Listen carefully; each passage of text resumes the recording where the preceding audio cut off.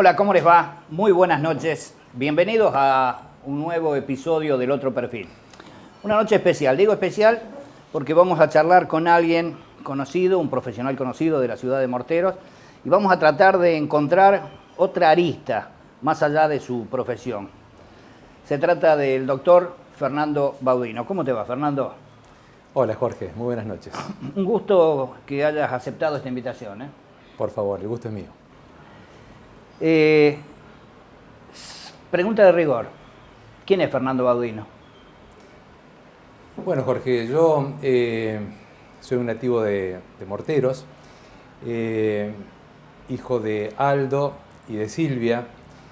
Hice mi primaria en la escuela Dalmacio Vélez Arfiel, después mi secundaria en el Colegio Nacional Mixto, en calle Marconi. Y después emigré a la ciudad de Córdoba con toda la expectativa, porque era el primer miembro de la familia que podía llegar a un estudio terciario, universitario, en virtud de que mis padres tenían únicamente estudios primarios. Para ellos fue una gran satisfacción y mucho esfuerzo, y ahí recalé en la ciudad de Córdoba hasta que cumplí 22 años y me recibí de abogado. En Córdoba desarrollé la actividad de la docencia en la Universidad Nacional de Córdoba y después opté por volver a Morteros. Una decisión que no te costó demasiado. Ya creo que antes de recibirte ya estabas pensando en tu ciudad natal, ¿no? Es así, sí. Sí. Si no supieses tu fecha de nacimiento, vamos a suponer que no tenés idea cuándo naciste. Y yo en este caso te pregunto, Fernando, ¿cuántos años tenés? Yo me siento muy joven. Yo me siento muy joven. No creo, nunca pienso en la edad que tengo mientras tenga fuerza para hacer lo que deseo. Y sinceramente la cronología no existe en mi escala de valores desde ese punto de vista, afortunadamente. Claro, claro, entiendo perfectamente. Sabés que siempre tuve una duda con la profesión de ustedes, los abogados. Yo digo, ¿con qué se gana un juicio? No sé si interpreto bien con esta palabra, juicio, pleito, habitualmente se le dice de esta forma, ¿no? Sí, es correcto. ¿Con qué se gana un juicio? ¿Con la ley sobre el escritorio? ¿Con la lógica? ¿Con la verdad? ¿Un poco de cada cosa? Bueno, un juicio, primero para ganar hay que encuadrarlo dentro del marco jurídico legal. Y después viene lo que es el talento de cada profesional en el desarrollo del proceso. Porque el profesional tiene que ser un tiempista e ir aconsejando al cliente conforme las distintas alternativas que se pueden ir presentando. Nuestro país es un país donde nos presenta desde el punto de vista económico diferentes escenarios. Entonces, hay momentos en que hay que arreglar un juicio, porque la inflación así lo amerita. Claro. Hay momentos en que se puede prolongar el estadio de un juicio. Depende si se trata de un juicio donde se reclaman cosas o donde se reclaman dinero. Si se reclama dinero hay que jugar con la inflación. Entonces, hoy el abogado, además de ser abogado y de hacer un estudio pormenorizado de ley, tiene que ser una persona que tenga conocimientos de economía, de fluctuaciones cambiarias y demás, porque va a ser indispensable a los fines de asesorar un arreglo de un proceso. La lógica y el sentido común nunca van a primar sobre la ley. O sea, algo que sea lógico, que caiga de maduro, que es así, más allá de que la ley no diga lo mismo. ¿El juez en el momento de fallar puede fallar apoyándose en la lógica? No, el juez tiene que fallar apoyándose en principio en la ley, tiene que ser lo más objetivo posible y obviamente estar desprovisto de cualquier tipo de escala de valores. ¿Cuándo dejó Fernando Baudino de ser un abogado recién recibido para ser un abogado reconocido? Porque en la carrera de todo profesional se produce un clic, hay un momento donde se produce un clic. ¿Vos te diste cuenta de que pasaste en algún momento a ser un profesional reconocido? Bueno, yo creo que es inmerecido el concepto, ¿no? Pero bueno, muchísimas gracias. No, particularmente yo, y es lo que inspiro en mi equipo de trabajo, nosotros nos levantamos todos los días tratando de pensar de qué se trata del primer día de trabajo. El que Sí, claro. ejerce la profesión colgándose la chapa de que yo tengo tantos años, o yo hice esto, yo hice Claro, aquello, claro. es el primer paso que debe dar para jubilarse, en sentido jubilatorio, porque uno no puede nunca estar al frente de un proceso únicamente con la chapa de haber sido alguien, Claro, ¿no? claro. ¿Cómo te ves haciendo otra cosa que no sea abogado? Me veo bien, ¿Sí? me gusta. Yo entiendo de que no se me caerían los anillos haciendo cualquier tipo de actividad porque, de hecho, yo empecé en el área comercial junto a mi padre Claro. y yo atendía el negocio de venta de autos cuando tenía una muy corta edad y lo primero que aprendí a ser respetuoso, a decir buen día, pedir perdón si me equivocaba, pedir permiso, decir muchas gracias, que son Está muy valores bien. que están hoy por hoy Hoy olvidados. medios perdidos. Y bueno, mi papá iba a vender autos al campo y yo me quedaba al frente de la agencia y bueno, era muy chico, pero me gustaba y el trato con la gente enseña, le da a uno otra visión de la vida. Si alguien te llamara, un pariente, un amigo, un conocido que no conozca esta ciudad y te llama de afuera, te dice, Fernando, ¿qué es Morteros? Contame en 2 palabras. ¿Cómo definirías tu ciudad hoy? Bueno, yo soy un fanático de Morteros, yo soy un apasionado. Yo creo que Morteros ha dado valores, ha dado empresarios, ha dado productores podemos ser envidia de la zona. Hoy Morteros tiene todo, centros de diversión, lugares para compartir un café, tenemos empresas. Morteros para mí es una ciudad emblema. ¿Practicás algún deporte? ¿Lo hiciste antes? Sí, en forma amateur, pero sin talento. Sin trascendencia. Sí, sin trascendencia. No fuiste el único, te digo, no fuiste el único. No, el Sí. reconocimiento tuyo es diferente, ¿no? Sí. Sí, hago deportes a diario, pero al solo fin de mantenerme Aeróbico, físicamente. claro. Viste que a esta edad uno siempre tiene, bueno, algún deporte que practicar, que el tenis o que el pádel o que algún otro deporte de bajo impacto, que sé yo, como el ciclismo, nada de eso, ¿no? No.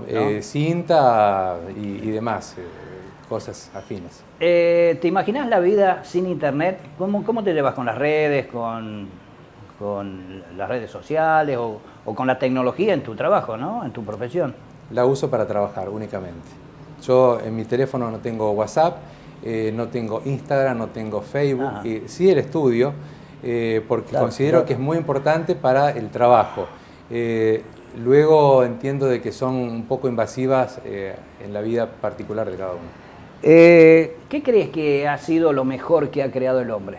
Una pregunta muy genérica, muy amplia. ¿O qué crees vos que son las cosas más importantes que ha creado hoy para hacernos la vida más fácil? Yo creo que los avances en salud. Lo más preciado que tenemos es lo que tecnológicamente ha avanzado la salud y entiendo de que la vida es lo más importante y lo que más cuida uno y si tenemos ese tipo de avances, para mí es lo más importante que el hombre ha creado en ese sentido. Hablando de la vida por ahí nos golpea, tenemos momentos duros, momentos difíciles y demás. ¿A qué herramientas recurrís o en dónde te apoyás en los momentos difíciles? Que quieras o no, todo el mundo en algún momento lo hemos tenido, ¿no?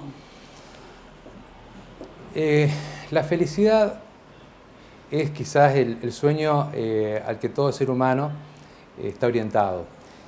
Y a mí me preocupa a veces que menospreciamos la rutina y muchas veces la rutina en la que estamos inmersos es un lujo que tiempo atrás no nos esperábamos. Es decir, uno siempre está esperando escalar la cima.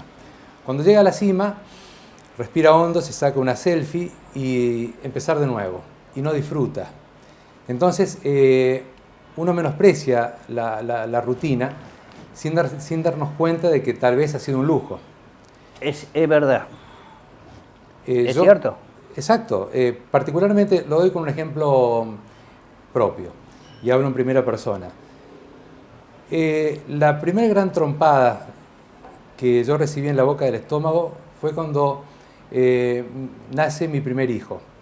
Fue un sentimiento ambivalente, de emoción y de bronca, porque Álvaro tiene un problema de salud muy severo. Uh-huh.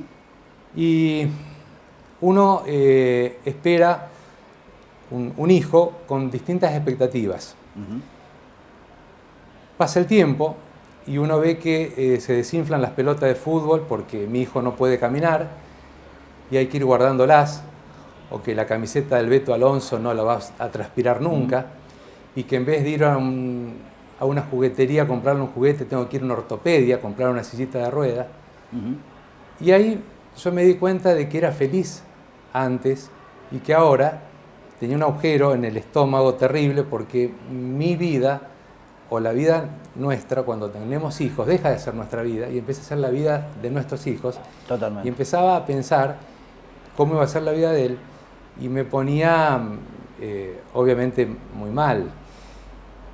Y herramientas no existen, porque uno puede, yo creo que el tiempo y la paciencia es lo único que no ayuda a erradicar el mal, pero sí lo ayuda a comprender, lo ayuda a soportar. Y bueno, obviamente la lectura, la literatura, la filosofía, a mí me ayuda mucho, porque yo entiendo de que las personas que escriben son muy generosas, porque las obras literarias perduran después de la muerte del autor. Son muy generosos, porque vos agarras un libro y vos decís, esta persona lo escribió como si fuese para mí. Y bueno, muchas veces sumergirse en determinado tipo de lecturas ayuda. Pero te diste cuenta que evolucionaste mentalmente, que evolucionaste, que no sos más el papá de aquella criatura, sino hoy sos un papá nuevo, con la felicidad que te propones, que es la felicidad, yo creo que la encontramos dentro de cada uno de nosotros, y que eso te permitió crecer también, porque a tener mayor sentido común, a enfocar el caso de otra manera. Si te hubiese tenido que volver a suceder, por Dios, quizás lo enfoques de la misma forma y el golpe no hubiese sido a lo mejor tan duro. Sí, de otra forma. Obvio, uno evoluciona y va entendiendo de que quizás las escalas de valores son diferentes. Para mi hijo entiendo que deben ser diferentes a las mías, y empezar a entender de que a lo mejor ese concepto de felicidad para él puede estar en otra cosa. Claro, claro. Ayuda. Claro. Ayuda. Viste que los seres humanos generalmente nos estancamos. Esto me da pie para preguntarte, viste que a veces nos estancamos en una zona que nosotros llamamos nuestra zona de confort, que es donde mejor nos sentimos, donde parecería que estamos en paz, en tranquilidad, que encontramos lo que necesitamos y demás. Pero los seres humanos creo que somos seres evolutivos. No podemos quedarnos dentro de nuestra zona de confort por el solo hecho de estar tranquilos y estar cómodos. Si queremos evolucionar, porque somos evolutivos, debemos salir de esa zona de confort de vez en cuando, y hay algunos que salen mucho más frecuentemente que otros. Es una pregunta demasiado existencial esta quizás, Fernando, pero te pregunto, ¿salís de tu zona de confort seguido? ¿Dejás esa zona de confort, llámese el confort en la familia, el confort en el trabajo, el confort para hacer otra cosa o ver la vida desde otra óptica? Sí, es indispensable. Y yo quizás estoy totalmente abocado a buscar la zona de confort.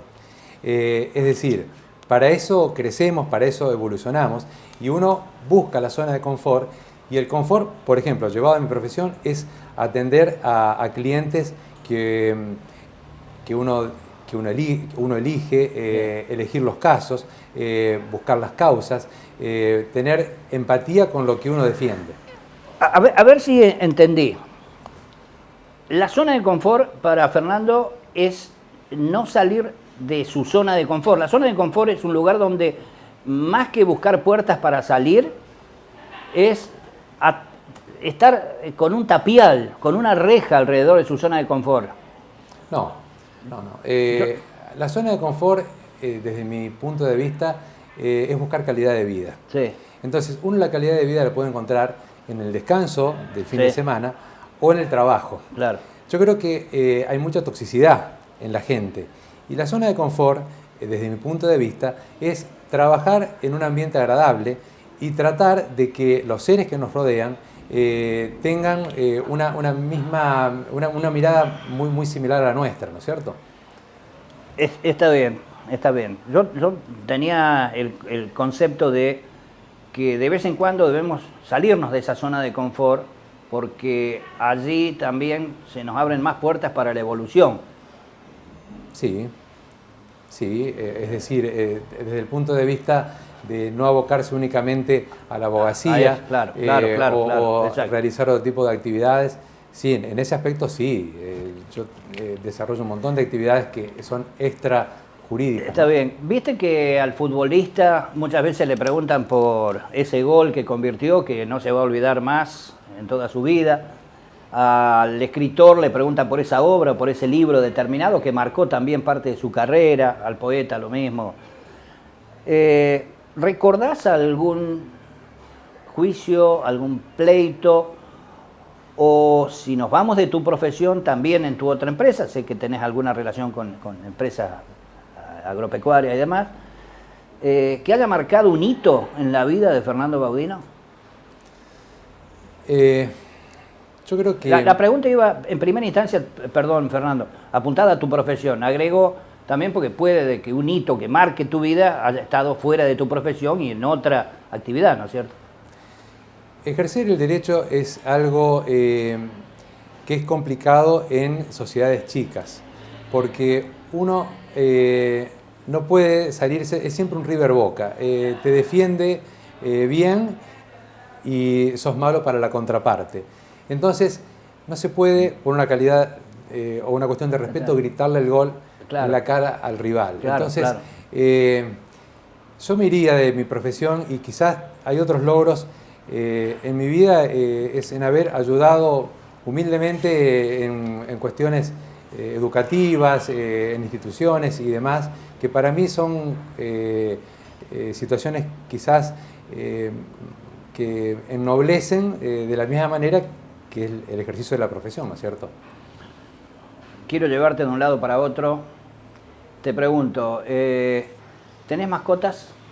Sí, me encanta. Son necesarias, ¿no? Sí. ¿Tenés tatuajes? No. No. ¿Cábalas? No. Tenía. Después, ¿Sí? no. Ya uno tenía que ver muy dependiente de algo que... Sí, cuando iba a rendir, utilizar algún tipo de corbata o un saco. Y después, no. ¿Vergüenzas? Muchas. Yo parezco extrovertido, pero soy una persona muy tímida. Me cuesta mucho hacerme amigos, me cuesta mucho ingresar en un lugar donde hay gente, sentarme en cualquier mesa, muy tímido en ese aspecto. Composición de lugar. Yo lo veo a los abogados, pulcro, saco, corbata, yo creo que juegan a la pelota con saco y corbata, ¿no? Los imagino con un escritorio muy cómodo, muy amplio, siempre con buena pilcha. Estás viajando a San Francisco y pinchaste una goma. ¿Qué problema, Fernando? Terrible. Agradezco el celular y la tecnología, tengo que llamar a alguien. No. Mameluco tenés que ponerte. Sí, tengo voluntad, pero siempre digo que no tengo habilidad para esas cosas manuales. No. Pero conocés de herramientas, Por supuesto, sí he cambiado gomas muchas veces. Gomas, sí, claro, lógico, pero estar empilchado así y con una goma pinchada es como... Hay que buscar un buen amigo. Hay que buscar un buen amigo, seguramente. Sí. Contame 2 palabras de tu mamá, 2 de tu papá. Definímelos así. ¿Y de quién heredaste un poco más vos? Hablo de tu personalidad, de tus formas. Bueno, físicamente soy muy parecido a mi papá. Es más, tenemos casi la misma voz, el mismo timbre de voz. Y yo siempre digo de que Mi papá era muy afecto a los números y mi mamá a las letras. Y de mi mamá heredé esa pasión por los libros y por las bibliotecas y por todas esas cuestiones que en mi vida fueron tan importantes. Entonces puedo decir de que tengo mucho de ambos. Y ambos entendí el sacrificio que hicieron para lograr que sus hijos puedan estudiar o puedan crecer, ¿no es cierto? Hay dos instituciones que van a recordar el apellido Baudino sin lugar a dudas, más allá de los años y cuando ya no estemos más, porque dicen que las instituciones son las que perduran en el tiempo, ¿no? Me refiero al Andar, por todo lo que ha entregado tu mamá al Andar, la familia, vos mismo al Andar, y el Instituto Privado 9 de Julio, desde el comienzo mismo hasta el día de hoy inclusive, con tu participación, ¿no? Yo creo que es ahí, yo no sé si coincidís, podés ser un gran profesional, un reconocido, actualmente profesional, pero con el paso de los años y cuando ya no estemos más en esta vida terrenal, solamente se reconozcan o se recuerden las instituciones, allí los apellidos son los que van a hacer ese surco que dejan las personas en la vida, ¿no? Sí, totalmente. Entiendo de que sí. Son instituciones muy queridas por mí y bueno, en el Andar yo me siento quizás como un tercero, como un espectador, porque es un grupo de mujeres que está detrás de eso y todos los días están tratando de buscar algo para crecer y para traer la posibilidad a un montón de gente con discapacidad que no podría llegar a tener acceso a profesionales, a fisiatras, a fonoaudiólogas, a terapistas ocupacionales. Es muy difícil el manejo de la discapacidad y muchas veces no entendemos de que Morteros tiene mucha gente con discapacidad y no se ve por cuestiones económicas a veces o cuestiones de temor o de vergüenza el sistema no está preparado para esta clase de personas. Hoy por hoy un certificado de discapacidad que se tiene que obtener en San Francisco para que una mutual atienda a un chico, tiene que ir el papá o la mamá con el chico con discapacidad hasta San Francisco. A veces el chico es espástico, a veces tiene un gran peso, en un colectivo. Claro. En esta época de pandemia donde se puede contagiar y el COVID para un chico con discapacidad es casi sinónimo de neumonía y es casi sinónimo de muerte. Sí, totalmente. Y no lo tenemos en cuenta. Totalmente. Entonces, lo que hizo el Andar es traer la medicina, en esa parte, la medicina neurológica, a Morteros. O sea, es fantástico desde ese punto de vista. En el Instituto Privado 9 de Julio, la posibilidad a partir ya inmediata de estudiar mandarín parecía una locura y nos fuimos dando cuenta de que es el futuro.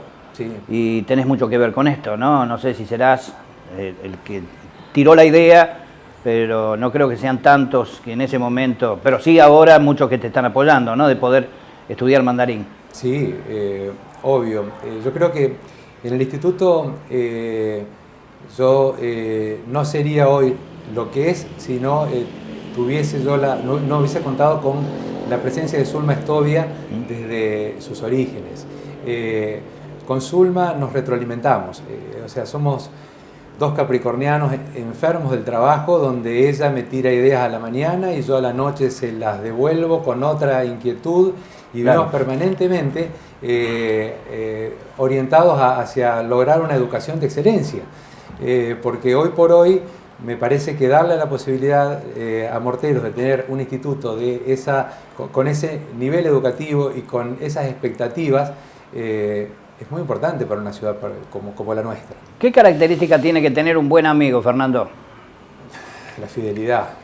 Fundamental. La capacidad se paga, la fidelidad no tiene precio. La fidelidad. ¿Sos feliz? Te tengo que preguntar después de haber hablado recién de la felicidad, pero digo, ¿hay optimista? Un optimista, sí, soy un optimista. La busco permanentemente.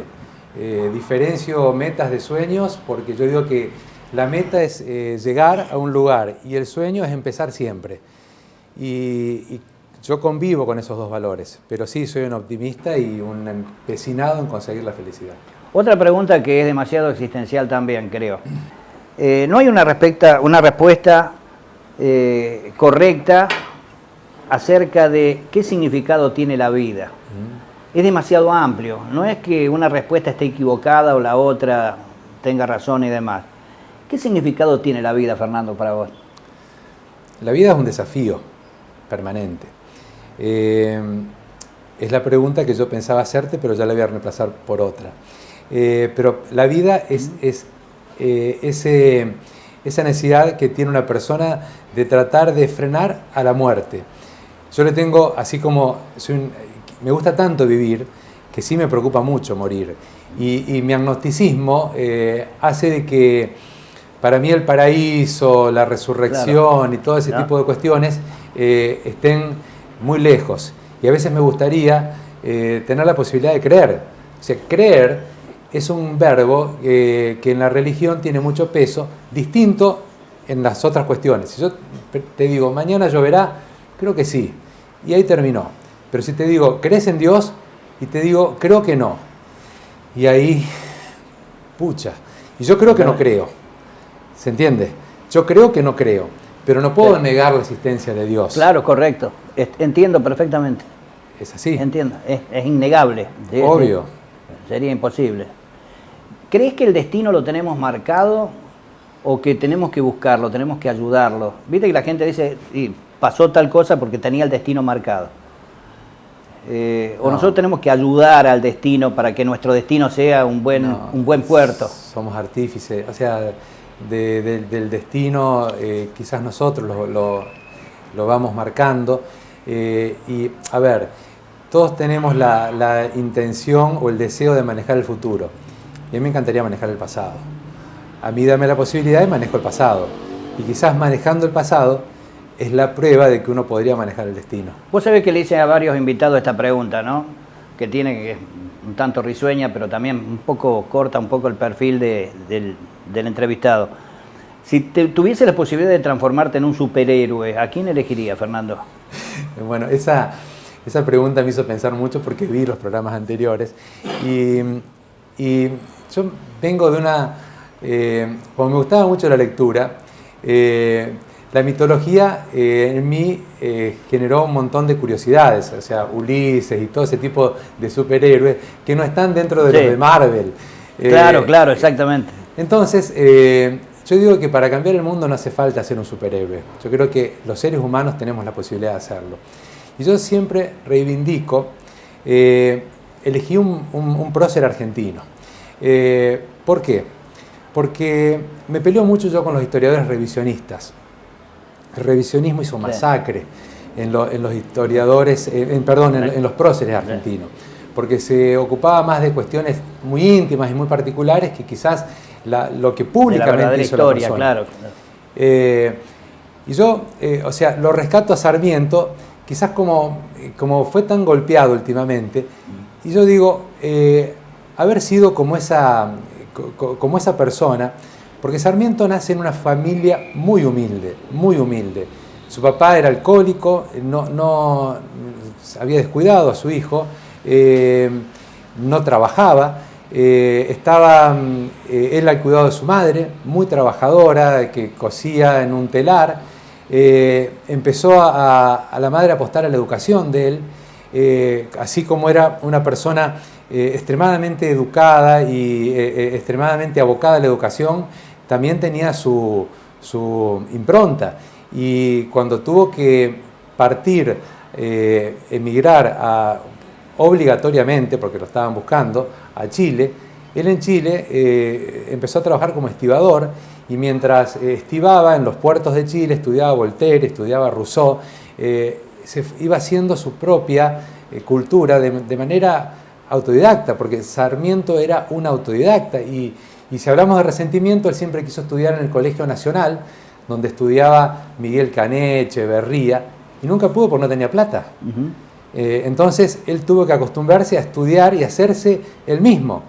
Y cuando llegué a Buenos Aires, ya convertido en presidente, él se codió con el establishment porteño, y Sarmiento era una persona grandota, muy pelado, muy feo, muy tosco, extremadamente aguerrido en la manera de defender sus principios, pero era un seductor de una naturaleza innegable. El gran amor de Sarmiento fue Aurelia Vélez, que era una de las mujeres más lindas de la sociedad porteña, y era su amor imposible para el establishment y posible para ellos.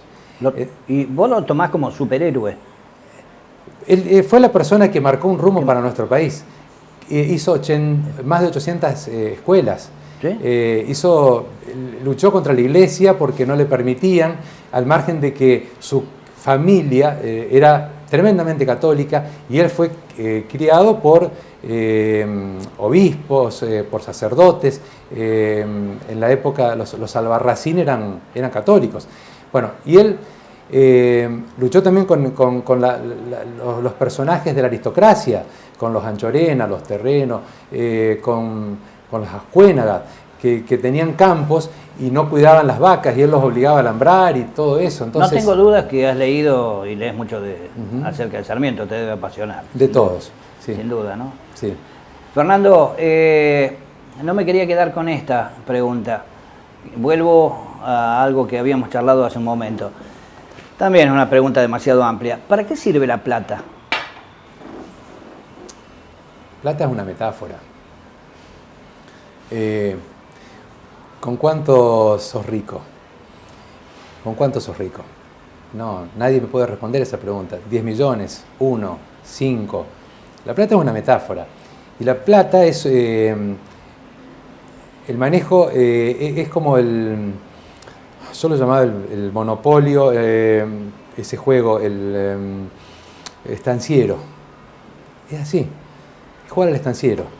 Hay que saber cuáles son los límites. Alguien dijo, y la volví a leer estos días, la tenía en la cabeza y me había olvidado, y estos días volví a encontrarla, una frase que la traigo. Llegamos al cementerio y aquí termina el viaje de los pocos que se sintieron ricos y de los muchos que se creyeron pobres. Realmente una frase que tiene que ver con esto que decís, ¿no? ¿Qué significa el dinero? ¿Qué es la plata? Es materia. Es muy cierto eso, y yo creo que es el amor propio lo que a una persona lo invita a progresar. Porque hay primero las primeras necesidades, la casa, el auto, una buena comida, yo creo que son los primeros objetivos.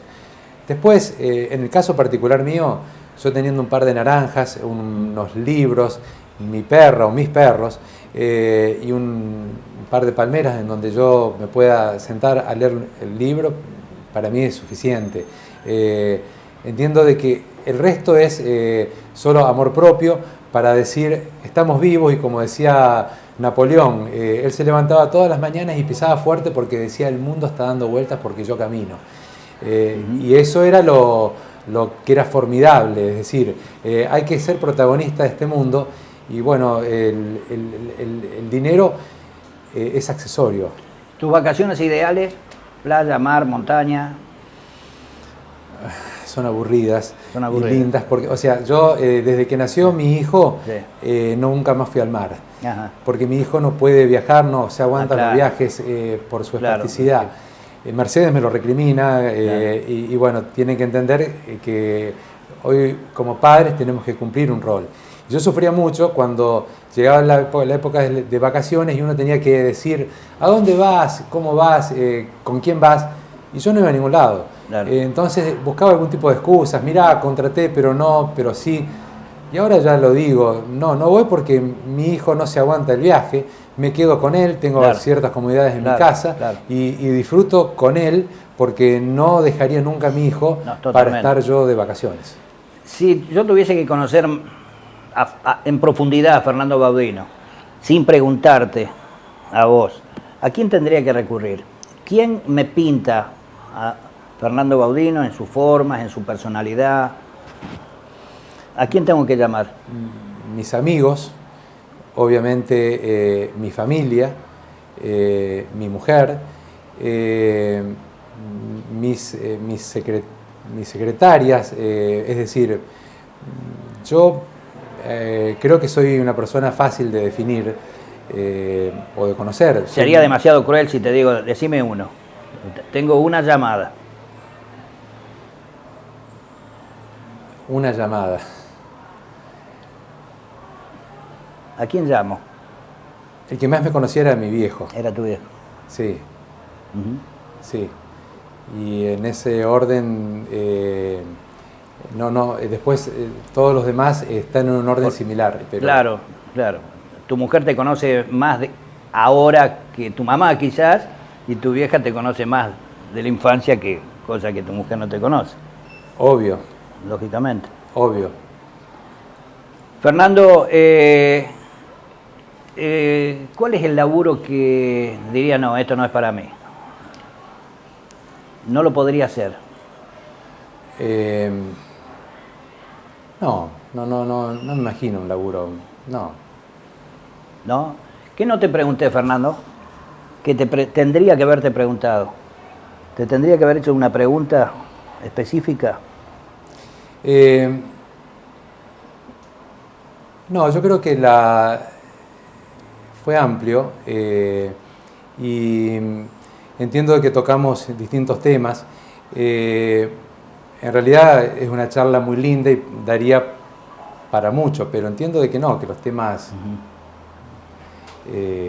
más importantes los tocamos. ¿Qué me preguntarías? Me dijiste que me ibas a hacer una pregunta. La pregunta mía, ¿qué sentido tiene la vida para vos? Y si sos un soñador. Yo creo que todos los optimistas somos soñadores. Yo soy excesivamente optimista. Incluso peco de a veces pasarme de la línea. Y a la vida le encuentro sentido, a esta altura de mi vida, como le encontraba sentido a los 20 años, porque, como digo habitualmente, yo creo que nuestra vida es una serie de secuencias. Entonces, el sentido de la vida a los 20 no es el mismo sentido de la vida que tiene ahora a los 60 y pico. Yo creo que eso va mutando, va cambiando, cambiamos nosotros como nuestras formas de pensar, Entonces, hoy le encuentro un sentido distinto a cuando tenía 30 años.